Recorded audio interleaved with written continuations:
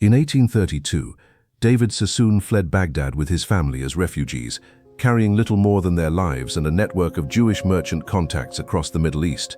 Within 50 years, his sons had built the largest private trading empire in Asia, controlling an estimated 80% of the opium trade between India and China, while accumulating wealth equivalent to $50 billion in today's currency.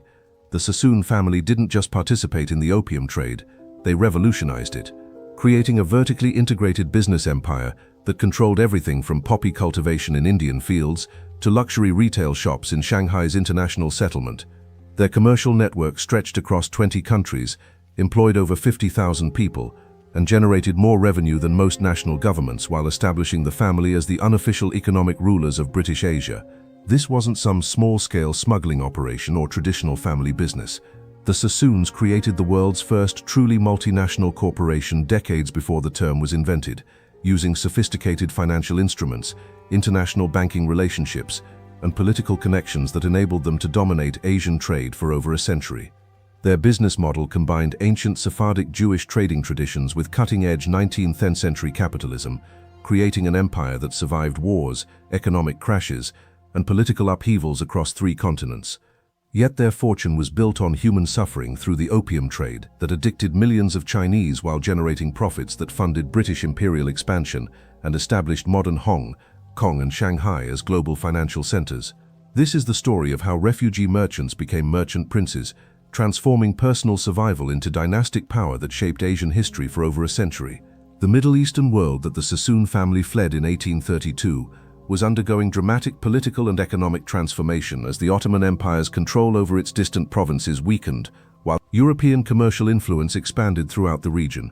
Baghdad, where the family had prospered for generations as textile traders and financial intermediaries, was experiencing increased religious persecution and political instability that made their position as prominent Jewish merchants increasingly precarious despite their wealth and social standing.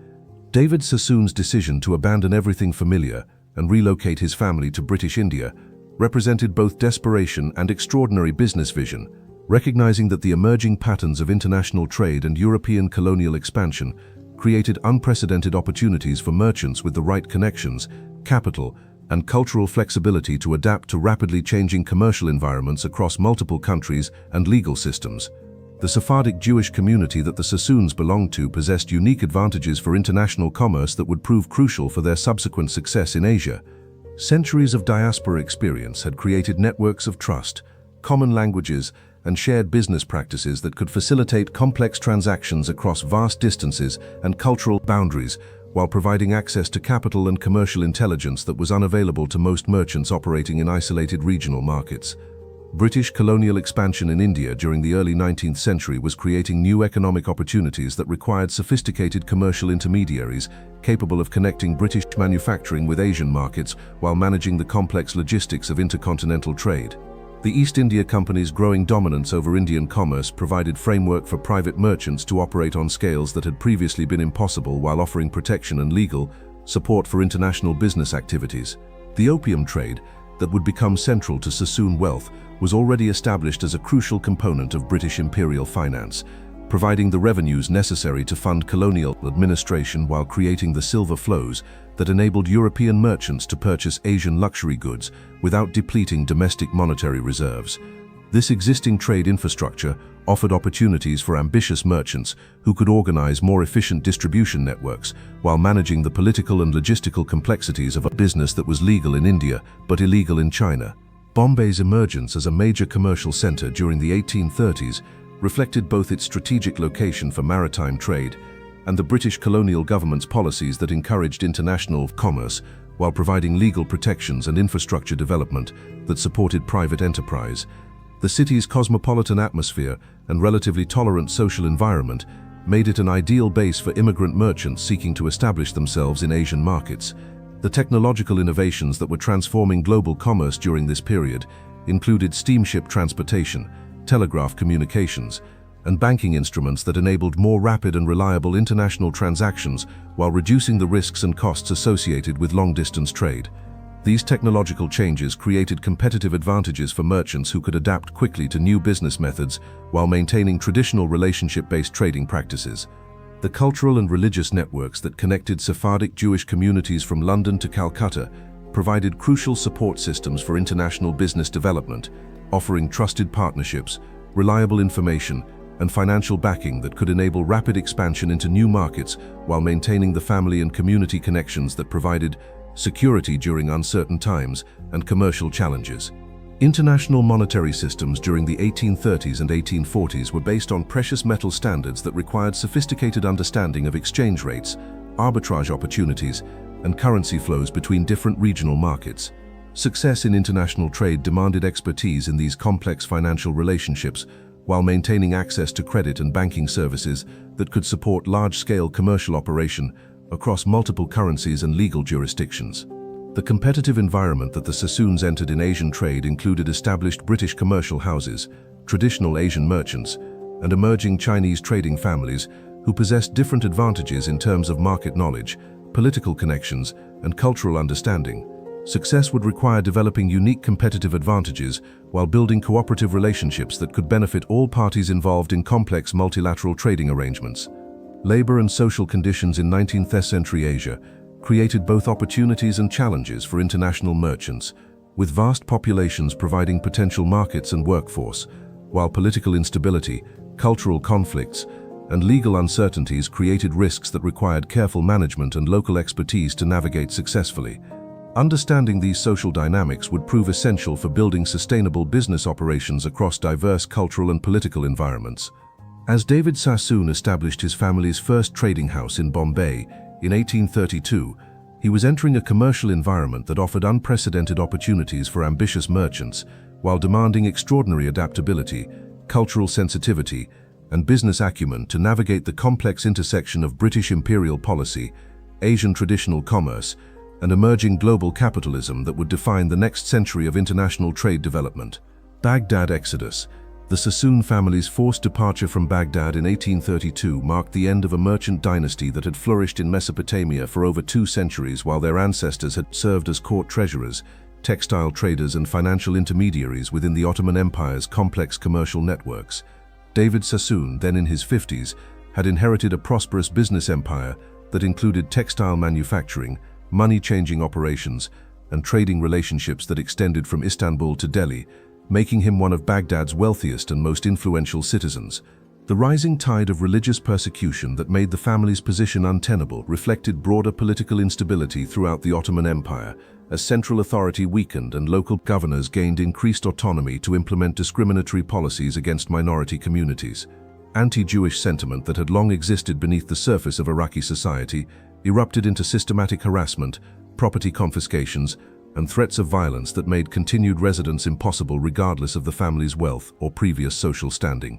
The decision-making process that led to David Sassoon's dramatic exodus involved careful analysis of alternatives across the Middle East and Asia, with the family's extensive commercial networks providing intelligence about conditions and opportunities in various potential destinations. British India emerged as the most promising option due to its legal protections for foreign merchants, growing commercial opportunities, and established Jewish communities that could provide initial support for resettlement.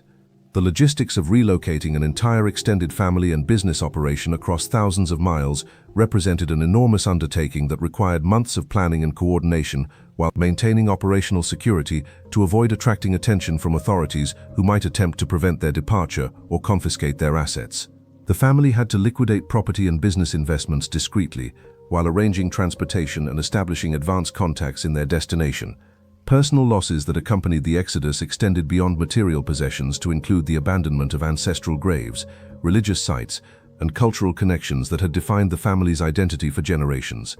David Sassoon's decision to preserve family traditions and religious practices in their new environment would prove crucial for maintaining cultural cohesion while adapting to dramatically different social and commercial circumstances.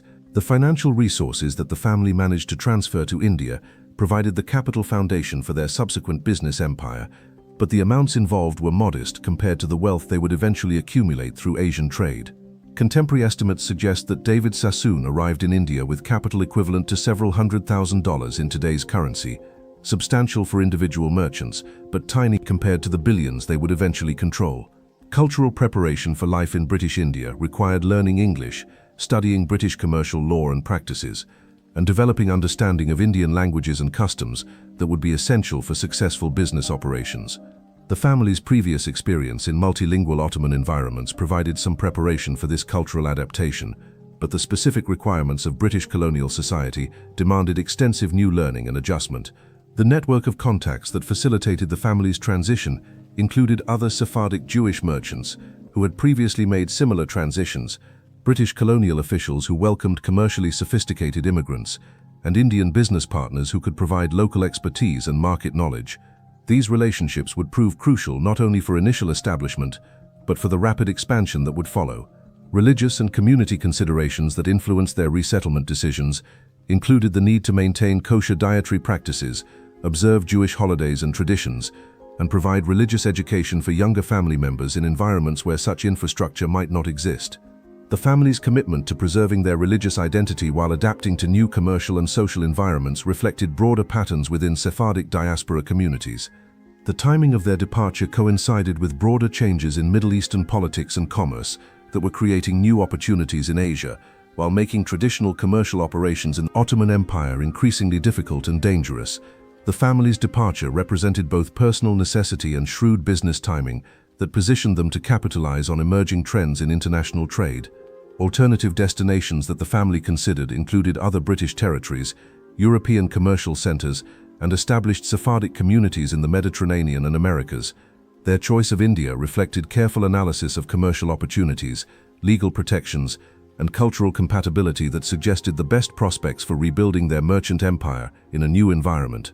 The emotional impact of forced exile affected different family members in various ways, with older generations mourning the loss of familiar environments, while younger family members embraced the opportunities for advancement and exploration that relocation provided. This generational difference in perspective would influence the family's subsequent business strategies and cultural evolution. Documentation and legal arrangements required for establishing themselves in British India included obtaining appropriate visas and permits, setting up legal entities for business operations, and establishing relationships with banks and commercial institutions that could support their trading activities. The British colonial administration's relatively welcoming attitude toward commercial immigrants facilitated these processes while providing legal protections that had been lacking in their previous environment. Transportation and communication challenges involved in the Exodus required careful coordination across multiple stages of journey while maintaining contact with business partners and family members throughout the transition period. The journey itself took several months and involved considerable risk and expense, but successful completion provided access to commercial opportunities that would justify the costs and difficulties involved. As David Sassoon and his family established themselves in Bombay during late 1832, they faced the challenge of rebuilding their commercial empire from scratch while adapting to British colonial society and Indian commercial practices. Their success in this transition would depend on their ability to leverage existing skills and relationships while developing new capabilities suited to the opportunities and challenges of Asian trade. Bombay Foundation. David Sassoon's establishment of his first trading house in Bombay in 1833 represented more than simple business relocation. It marked the beginning of a systematic approach to Asian commerce that would revolutionize international trade while creating the foundation for one of history's greatest merchant empires. The initial offices at 9 Tamarind Street in the Fort District provided modest quarters for operations that would eventually span continents while employing tens of thousands of workers across multiple industries and countries. The commercial environment that the Sassoons entered in Bombay was experiencing rapid transformation as British colonial policies encouraged international trade, while new transportation technology and financial instruments were making large-scale Asian commerce more feasible and profitable than ever before.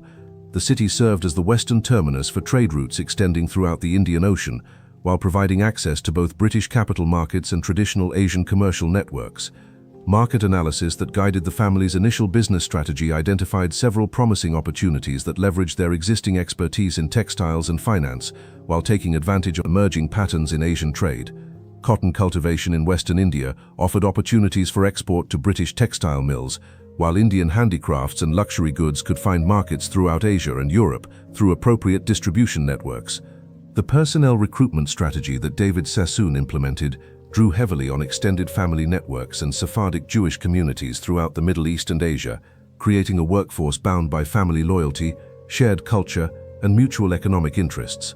This approach provided reliable employees while establishing the trust relationships necessary for managing far-flung commercial operations in environments where communication was slow, supervision difficult. Financial systems that the family established in Bombay included relationships with British banks, Indian money changers, and Chinese financial institutions that could support complex international transactions while providing access to credit and foreign exchange services necessary for large-scale trading operations. These financial arrangements required careful management of currency fluctuations and credit risks that characterized international commerce during this period. The regulatory environment in British Bombay provided legal protections and commercial privileges that had been unavailable in Ottoman Baghdad, including enforceable contracts, protection of property rights, and access to British legal systems that could resolve commercial disputes fairly and efficiently. These legal advantages proved crucial for developing the complex business relationships necessary for international trading success. Language and cultural adaptation requirements for operating successfully in Bombay included mastering English for dealings with British authorities and merchants, learning Hindi and Gujarati for local Indian business relationships, and eventually Chinese and Malay for Asian trade operations. The family's multilingual capabilities became significant competitive advantages in environments where effective communication could determine business success or failure. Initial trading ventures that established the family's reputation in Bombay included cotton exports to British textile centers, importation of British-manufactured goods for Indian markets, and financial services for other merchants engaged in Asian trade. These early operations provided modest profits while establishing relationships and market knowledge that would support larger and more ambitious ventures.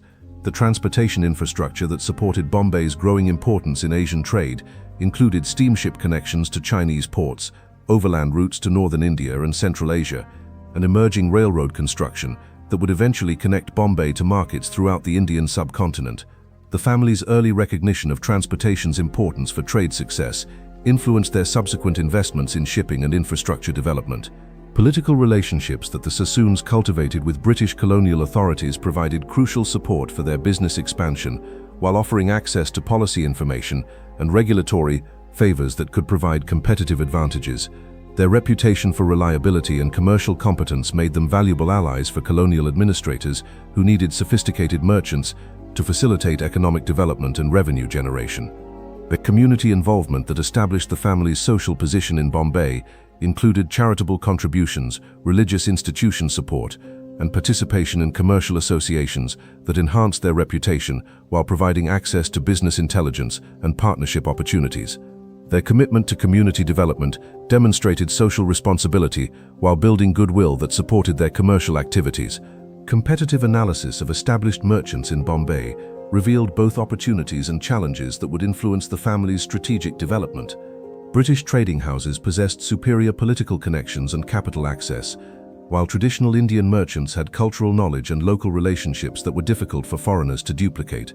Success would require developing unique advantages while building cooperative relationships with established commercial interests. The inventory management and warehousing systems that the family developed in Bombay reflected innovative approaches to handling diverse products while minimizing storage costs and spoilage losses. These operational innovations provided cost advantages while enabling more responsive customer service that enhanced their reputation for reliability and quality in competitive markets. Quality control and product standardization procedures that the family implemented helped establish their brand reputation while meeting the demanding requirements of international customers needed consistent product quality and reliable delivery schedules. These operational improvements provided competitive advantages while enabling premium pricing for products that met superior quality standards. Market intelligence gathering through correspondence networks, traveling agents and commercial partnerships provided the family with information about prices, demand patterns, and competitive conditions across Asian markets. This intelligence capability enabled better timing of purchases and sales while identifying opportunities for new products and markets that competitors might overlook. By 1840, David Sassoon had successfully established his family as respected merchants within Bombay's commercial community, while laying the groundwork for expansion into the Asian trade networks that would make them wealthy beyond imagination. Their success in Bombay provided both the capital and the expertise necessary for the ambitious ventures that would transform them from successful regional merchants into masters of an international commercial empire. Opium Empire. The transformation of the Sassoon trading house into Asia's dominant opium merchant during the 1840s represented a calculated business decision that would generate enormous wealth while establishing the family at the center of one of history's most controversial international trades. David Sassoon's entry into opium commerce reflected careful analysis of profit opportunities, competitive advantages, and political conditions that made this trade extraordinarily lucrative despite its moral complexities and legal uncertainties. The opium trade's existing structure when the Sassoons entered the market involved British cultivation of poppies in Indian territories, processing in government-controlled factories, and auction sales to private merchants who arranged transportation and distribution to Chinese markets where the drug was technically illegal but widely consumed. This system required sophisticated logistics, political connections, and financial resources that favored established merchant houses with international experience. Market dominance that the Sassoons achieved in opium trading resulted from systematic innovations in every aspect of the business, from cultivation and processing to shipping and distribution networks that reduced costs while improving product quality and delivery reliability. Their vertical integration strategy eventually controlled the entire value chain from Indian poppy fields to Chinese retail distribution, eliminating intermediaries while capturing profits at every level. The cultivation relationships that the family established with Indian farmers involved providing financing, technical assistance, and guaranteed purchase agreements that encouraged expanded poppy production, while ensuring consistent supplies of high-quality raw materials. These relationships created mutual dependencies that provided stable sourcing while supporting rural Indian communities that had few alternative sources of income. Processing innovations that the Sassoons implemented in Indian opium factories included improved purification techniques, standardized packaging, and quality control systems that produced superior products commanding premium prices in Chinese markets. Their investment in manufacturing technology and process improvement provided competitive advantages while establishing brand recognition for Sassoon opium products. The transportation networks that carried opium from India to China involved complex coordination of sailing vessels, steamships, and overland routes that minimized costs while avoiding Chinese imperial authorities who were attempting to suppress the illegal trade. The family's shipping operations eventually included their own fleet of vessels specifically designed for opium transport with hidden compartments and rapid sailing capabilities. Distribution systems within China required partnerships with Chinese merchant networks, secret storage facilities, and bribery of local officials who controlled access to major markets. The Sassoons developed sophisticated intelligence networks that provided advance warning of enforcement activities while maintaining relationships with cooperative officials who could protect their operations for appropriate compensation. Financial arrangements that supported opium trading involved complex currency exchanges, credit instruments, and banking relationships that could handle the enormous cash flows generated by this lucrative business, while managing the risks associated with illegal activities and potential government intervention. The family's financial sophistication enabled them to optimize profits while minimizing exposure to seizure or legal prosecution. Political protection that enabled continued opium operations included relationships with British colonial authorities who viewed the trade as essential for imperial finances, Chinese officials who received substantial bribes for cooperation, and international diplomatic arrangements that protected British merchants from prosecution. The Opium Wars of 1839 to 1842 and 1856 to 1860 were fought largely to protect these commercial interests. The scale of operations that the Sassoons achieved by the 1850s included control over approximately 80% of opium exports from British India to Chinese markets, generating annual revenues equivalent to hundreds of millions of dollars in contemporary currency while employing thousands of workers across multiple countries. This commercial empire had become one of the largest private enterprises in the world. Quality differentiation strategies that distinguished Sassoon products from competitors included superior processing techniques, consistent quality standards, and reliable delivery schedules that made their opium preferred by Chinese distributors despite higher prices. Brand recognition became significant competitive advantages in markets where product quality could vary dramatically among different suppliers. Risk management practices that protected the family's opium investments included geographic diversification of operations, political relationship maintenance, and financial hedging strategies that could minimize losses from enforcement actions or market disruptions. These risk mitigation efforts proved essential for maintaining profitability in a business characterized by legal uncertainties and political volatility. The social impact of the Sassoons' opium empire extended far beyond their commercial success to influence international relations, Chinese society, and British imperial policy in ways that shaped Asian history throughout the 19th century. Chinese opium addiction rates increased dramatically during this period, while the silver drain to pay for opium purchases created monetary problems that weakened the Chinese economy and government. International competition in opium trading included other British merchant houses, American traders, and Chinese commercial networks that competed for market share while attempting to develop their own competitive advantages. The Sassoons' success in dominating this competition reflected superior organization, financial resources, and political relationships that enabled them to outperform rivals consistently. Technology innovations that supported opium operations included improved shipping designs, communication systems, and preservation techniques that reduced spoilage and improved product quality. The family's willingness to invest in technological improvements provided competitive advantages while demonstrating their commitment to long-term market leadership rather than short-term profit maximization. By 1860, the Sassoon opium empire had generated wealth that established the family among the richest merchants in the world, while creating commercial and political relationships that would influence Asian trade for decades. However, their dependence on this controversial trade would also create vulnerabilities and moral challenges that would eventually force diversification into other commercial activities as political and social attitudes toward opium began changing during the late 19th century. Shanghai dominance. The Sassoon family's expansion into Shanghai during the 1850s represented a strategic masterstroke that positioned them at the center of China's emerging modern economy while establishing foundations for commercial dominance that would persist for nearly a century. Their early recognition of Shanghai's potential as Asia's premier trading center enabled them to acquire prime real estate, establish crucial business relationships, and build infrastructure that would generate enormous wealth as the city grew into one of the world's major commercial centers. Shanghai's transformation from a modest fishing village into Asia's leading international port created unprecedented opportunities for merchants with the vision and resources to invest in long-term development while navigating the complex political and cultural challenges of operating in Chinese territory under international jurisdiction. The Treaty of Nanking in 1842 had opened Shanghai to foreign trade, while establishing the international settlement that provided legal protections and commercial privileges for foreign merchants. The international settlement that governed foreign commercial activities in Shanghai operated under British legal frameworks while maintaining Chinese sovereignty, creating a unique business environment that combined the advantages of European commercial law with access to vast Chinese markets. This hybrid arrangement required sophisticated understanding of both legal systems while providing opportunities for merchants who could operate effectively across cultural and political boundaries.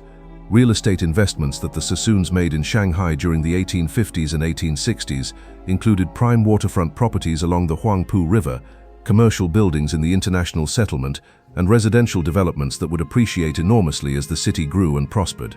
Their early recognition of Shanghai's development potential enabled them to acquire strategic properties at modest prices that would later become extremely valuable.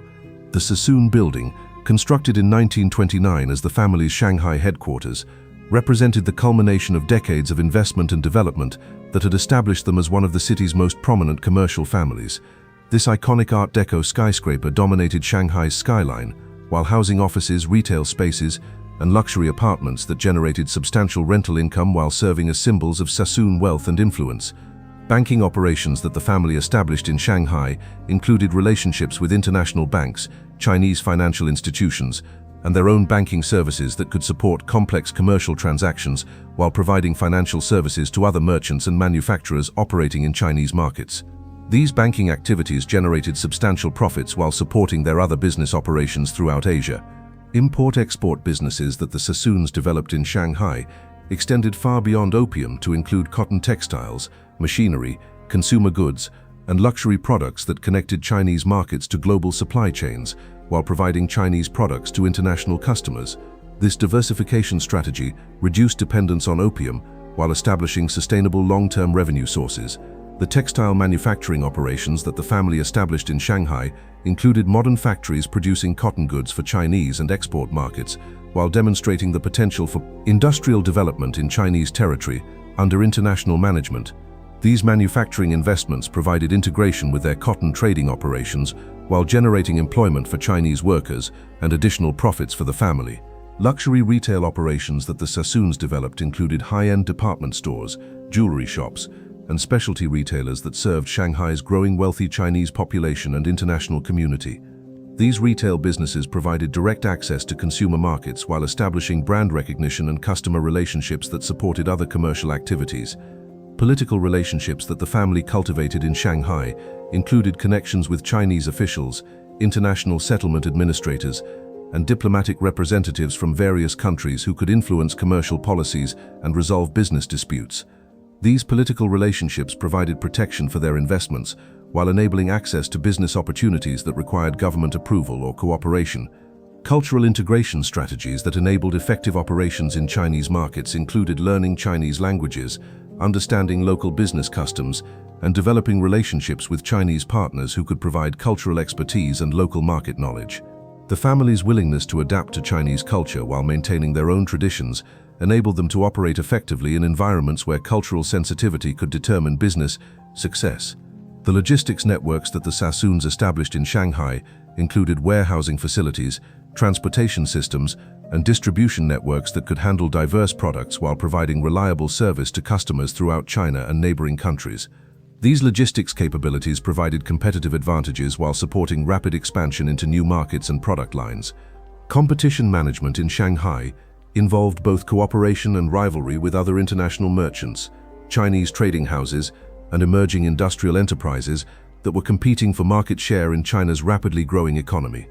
The Sassoons' success in this competitive environment reflected superior organization, financial resources, and cultural adaptability that enabled them to outperform rivals while building cooperative relationships when beneficial. Employment practices that the family implemented in Shanghai included hiring skilled Chinese managers, providing training programs, and offering advancement opportunities that attracted talented personnel while building organizational capabilities necessary for managing complex commercial operations.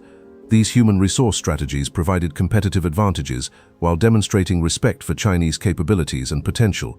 Social responsibility initiatives that the Sassoons undertook in Shanghai included charitable contributions, educational institution support, and infrastructure development projects that enhanced their reputation while contributing to the city's development and prosperity. These community investments generated goodwill while providing business benefits through improved infrastructure and educated workforce development. By 1900, the Sassoons had established themselves as one of Shanghai's most prominent and successful commercial families, while building business operations that would continue generating wealth and influence throughout the first half of the 20th century. Their success in Shanghai demonstrated their ability to adapt to changing market conditions while maintaining competitive advantages through superior organization, financial resources, and strategic vision that enabled long-term success in rapidly evolving commercial environments. Global network. The international expansion of Sassoon commercial operations during the late 19th century created a global business network that operated across 4 continents while coordinating complex transactions involving dozens of products, multiple currencies, and diverse regulatory environments. By 1900, the family controlled trading operations in over 20 countries, maintained offices in major commercial centers from London to Hong Kong, and employed more than 50,000 workers in businesses ranging from textile manufacturing to international banking. The organizational structure that enabled management of this vast commercial empire relied on family members occupying key executive positions while trusted associates managed regional operation according to standardized procedures and regular communication protocols. Eldest son Abdullah Sassoon oversaw Indian operations from Bombay, while brother Elias managed Middle Eastern trade from Baghdad, and cousin David managed European operations from London, creating a global leadership network bound by family loyalty and shared business objectives. Communication systems that coordinated activities across the Sassoon Empire included private telegraph networks, regular courier services, and standardized reporting procedures that provided central management with current information about market conditions, operational performance, and emerging opportunities throughout their global network. This communication infrastructure enabled rapid decision-making while maintaining operational control across vast distances and diverse time zones. Financial coordination that supported global operations involved sophisticated banking arrangements, currency hedging strategies, and credit facilities that could manage enormous cash flows while minimizing exposure to foreign exchange fluctuations and credit risks. The family established relationships with major banks in every significant commercial center while maintaining their own financial services that could support both internal operations and external customers. Product diversification strategies that reduced dependence on opium trading included expansion into cotton textiles, silk production, tea cultivation, spice trading, precious metals, real estate development, and financial services that provided multiple revenue streams while positioning the family to capitalize on emerging opportunities in various industries and geographic markets. This diversification strategy proved essential for long-term survival as opium markets eventually declined. The cotton trading operations that became central to Sassoon business included relationships with American cotton producers, British textile manufacturers, Indian processing facilities, and Asian consumer markets that created integrated supply chains spanning multiple continents. Cotton provided more stable and socially acceptable profits than opium, while building on the family's existing expertise in international trade and market analysis. Tea cultivation and trading ventures that the Sassoons developed included plantations in India and Ceylon, processing facilities in Asia, and distribution networks throughout Europe and America that captured profits from the growing global demand for tea products. These agricultural investments provided long-term revenue sources while supporting economic development in regions where they operated. Silk production operations included Chinese silk farms, Indian processing facilities, and European marketing networks that served luxury markets throughout Europe and America, while providing employment for thousands of workers in Asia. Silk trading required sophisticated understanding of fashion trends, seasonal patterns, and consumer preferences that demonstrated the family's adaptability to diverse market requirements.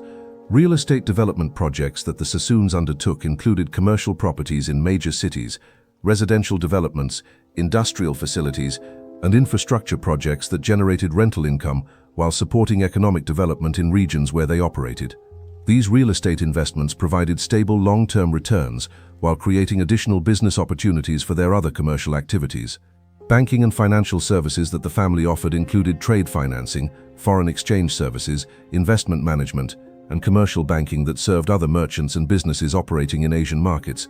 These financial services generated substantial profits while providing valuable intelligence about market conditions and business opportunities that could benefit their trading operations. International partnerships that supported global expansion included joint ventures with established merchants, licensing agreements with manufacturers, and cooperative arrangements with transportation companies that could provide access to new markets while sharing risks and resources. These partnerships enabled more rapid expansion while providing local expertise and relationships that would have been difficult to develop independently. The regulatory management required for operating in multiple jurisdictions involved maintaining relationships with government officials, understanding local laws and customs, and ensuring compliance with diverse legal requirements while optimizing tax obligations and minimizing regulatory constraints. This regulatory expertise became significant competitive advantages in environments where legal compliance could determine business success or failure. Technology adoption that enhanced operational efficiency included steamship transportation, telegraph communication, mechanical processing equipment, and advanced accounting systems that reduced costs while improving service quality and operational reliability. The family's willingness to invest in new technologies provided competitive advantages while demonstrating their commitment to operational excellence and continuous improvement. Quality control systems that maintained product standards across diverse operations included standardized procedures, regular inspections, and performance measurement systems that ensured consistent quality while identifying opportunities for improvement. These quality management practices enhanced brand reputation while enabling premium pricing for products that met superior quality standards.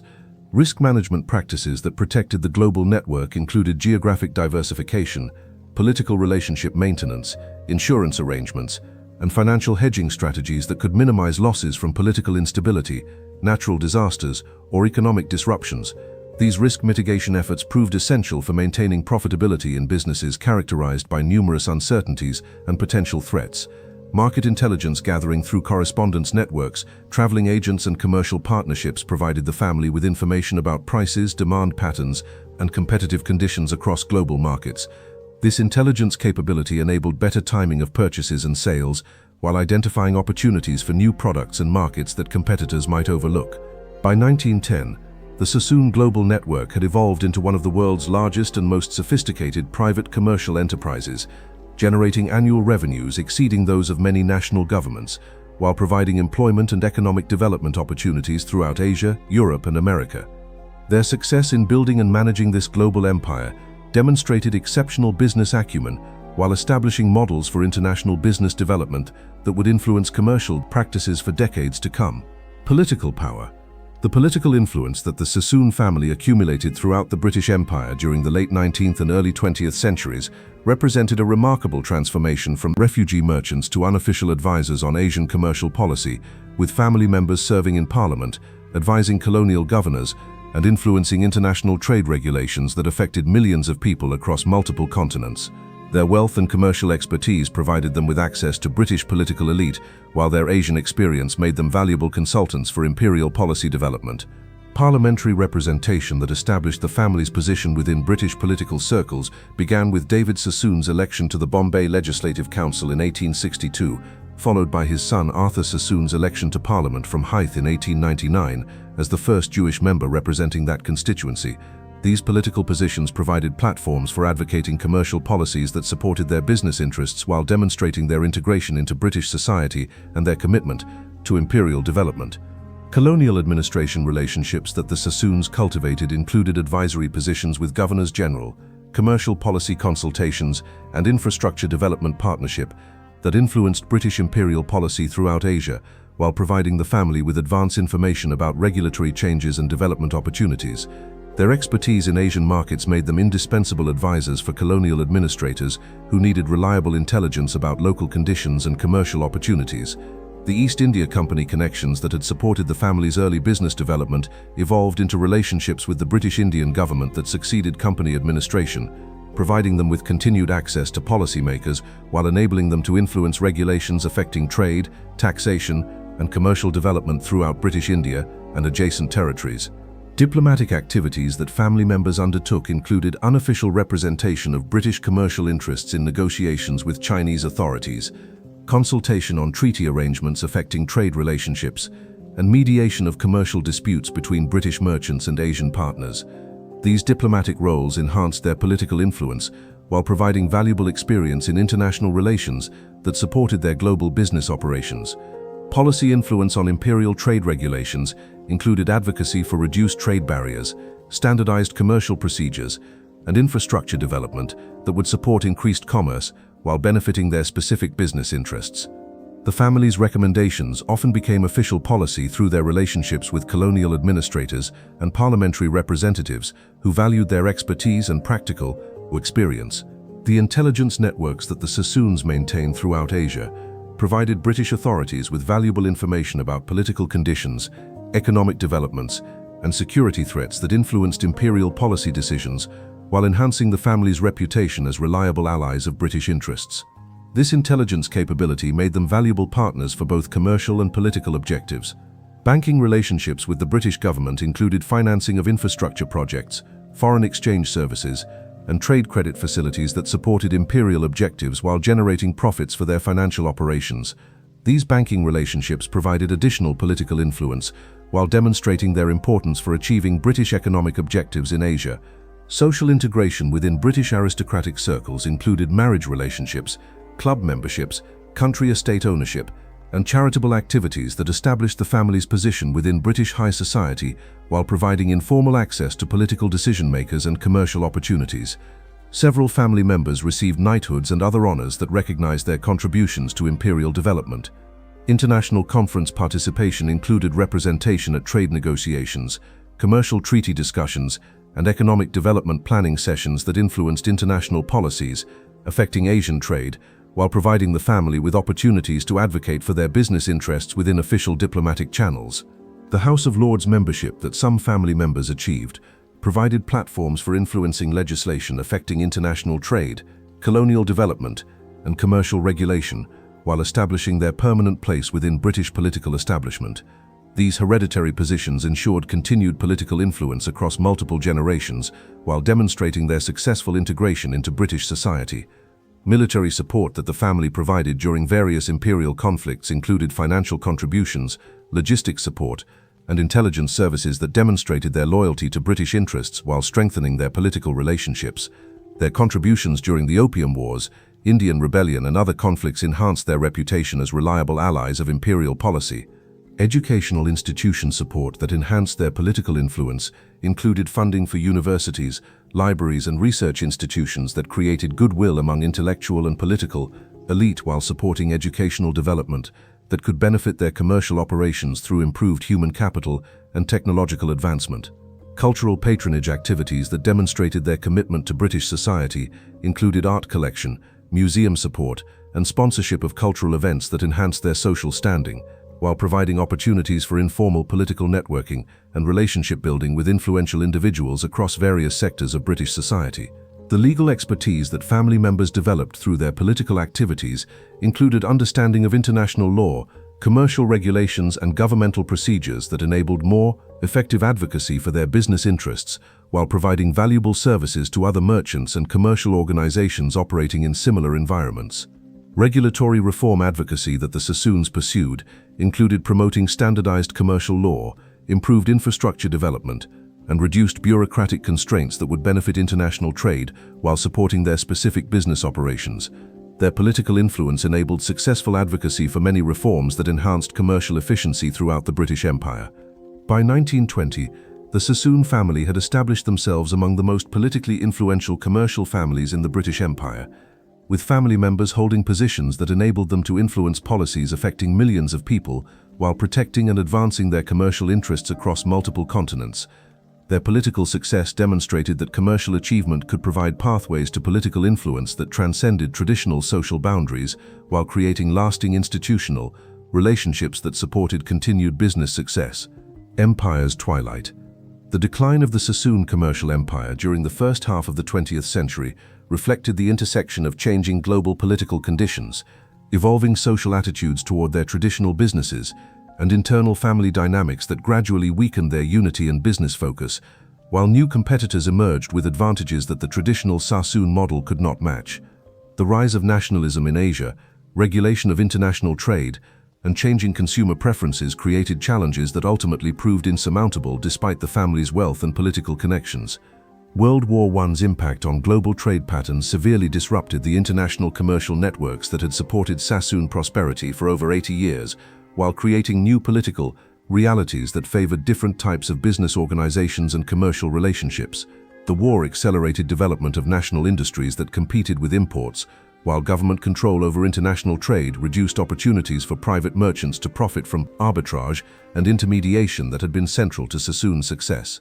Chinese nationalism that emerged during the early 20th century created increasingly hostile environments for foreign merchants, while Chinese government efforts to control opium importation, regulate international trade, reduced the profitability of traditional Sassoon businesses.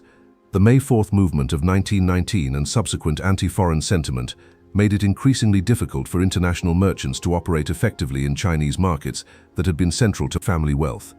Anti-opium movements that gained momentum throughout Asia and internationally created moral and political pressure that made continued involvement in opium trading increasingly difficult and socially unacceptable, while governments implemented regulations that reduced the profitability and increased the risks associated with opium commerce.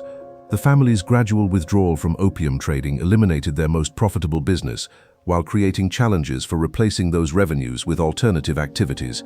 The Great Depression's impact on international trade severely reduced demand for many products that the Sassoons traded, while credit constraints limited their ability to finance large-scale commercial operations.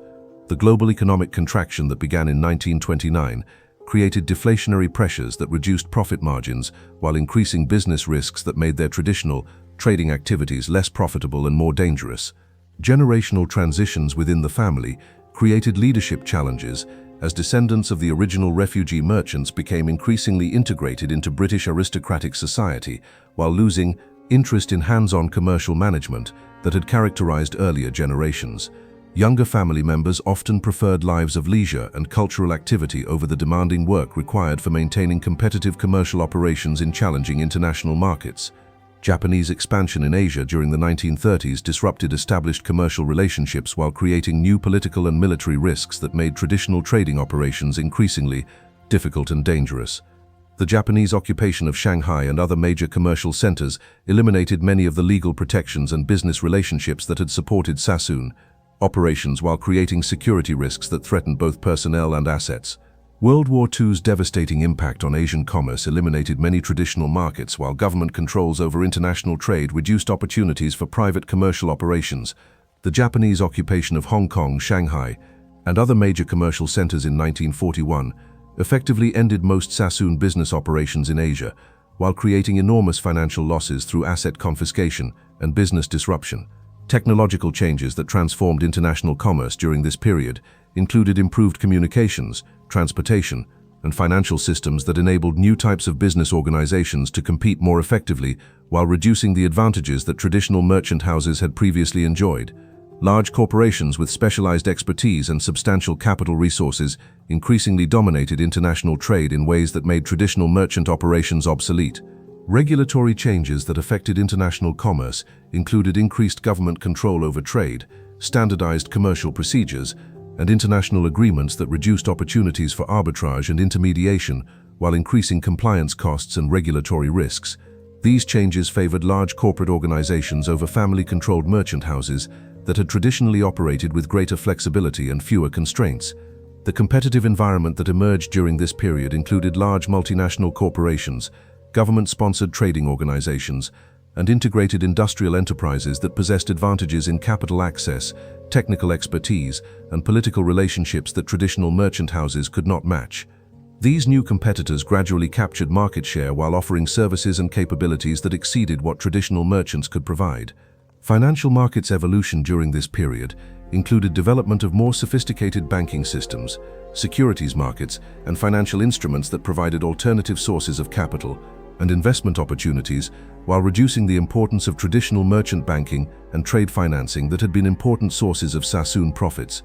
Cultural and social changes that affected the family included increased integration into British society, intermarriage with non-Jewish families, and adoption of lifestyle patterns that emphasized social activities over commercial pursuits. These cultural changes gradually reduced family unity and business focus, while creating different priorities and interests that diverted attention from commercial operations. Estate management challenges that emerged during this period included inheritance issues, tax obligations, and asset diversification requirements that consumed increasing amounts of family attention and financial resources, while reducing focus on active commercial operations. The complexity of managing inherited wealth across multiple generations created organizational and financial pressures that were different from those involved in building commercial enterprises. Political developments that affected the family included Indian independence, Chinese communist victory, and decolonization throughout Asia that eliminated many of the political relationships and legal protections that had supported their commercial operations. The end of the British Empire removed many of the advantages that had enabled their success, while creating new risks and uncertainties that made traditional business models obsolete. By 1950, the Sassoon commercial empire had largely disappeared as an active business enterprise, though family members retained substantial wealth through real estate investments, securities holdings, and other passive investments that provided comfortable incomes without requiring active commercial management.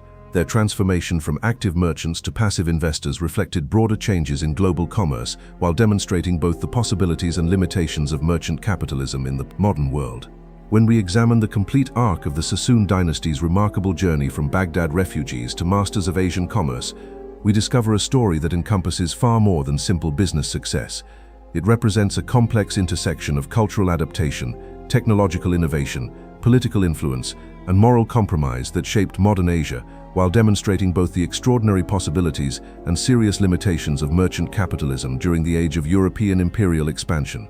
The permanent transformation of Asian commercial development that resulted from Sassoon innovations extended far beyond their personal wealth accumulation to include the infrastructure, financial systems, and business practices that became foundational elements of modern Asian capitalism.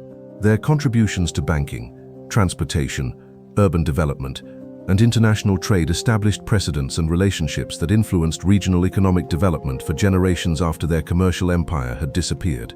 Modern assessment of the Sassoon legacy must acknowledge both their remarkable entrepreneurial achievements and the moral complexity of businesses that generated enormous wealth through activity that caused significant human suffering.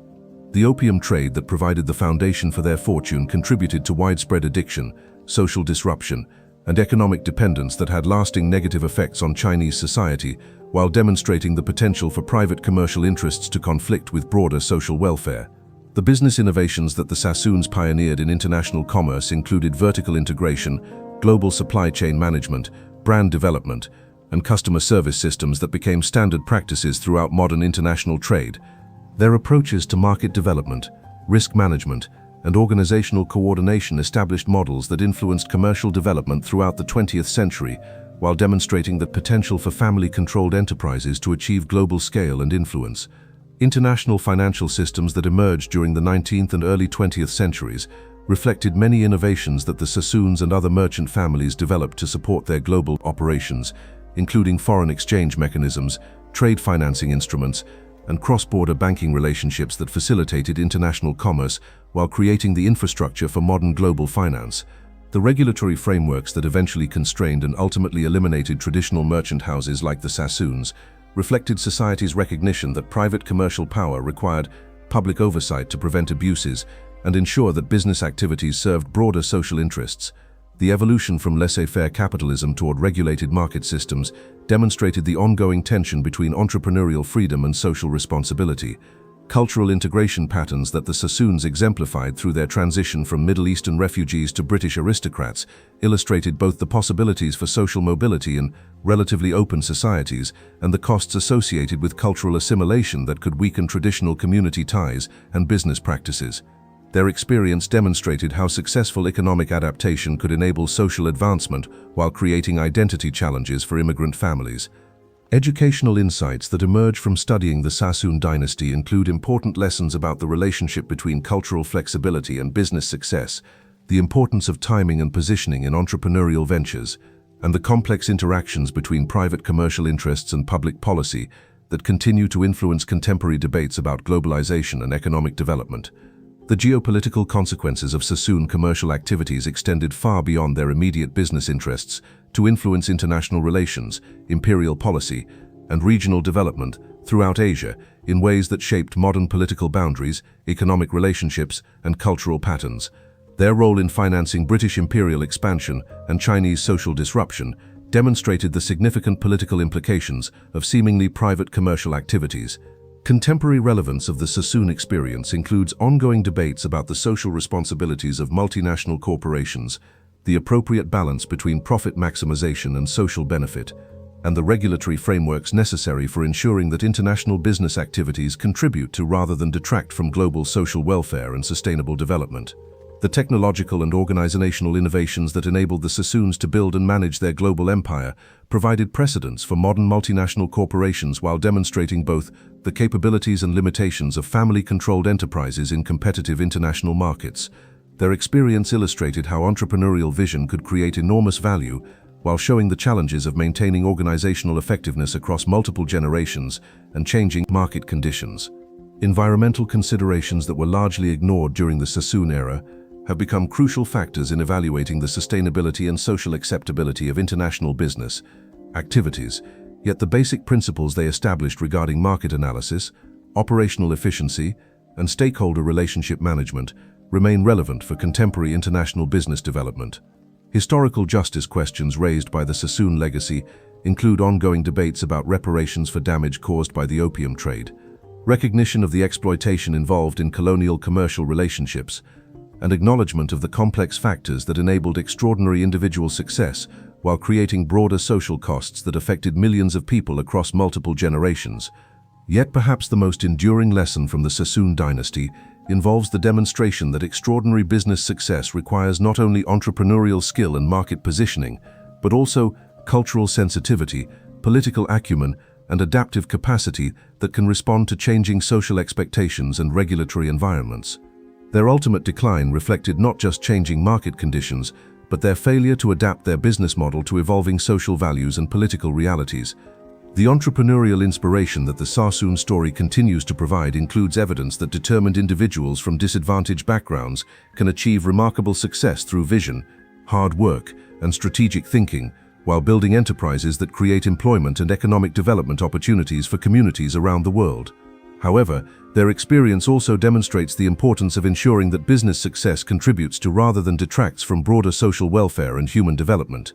So the question that the Sassoon legacy poses for the 21st century concerns how contemporary entrepreneurs and business leaders can harness the innovation, efficiency, and global perspective that characterize the Sassoon success while avoiding the moral compromises and social costs that ultimately undermined their achievement and contributed to their decline. Whether we view their career as an inspirational success story or a cautionary tale about the dangers of unconstrained capitalism, the Sassoon Dynasty continues to provide insights into the complex relationships between individual ambition, cultural adaptation, and social responsibility that define modern international business.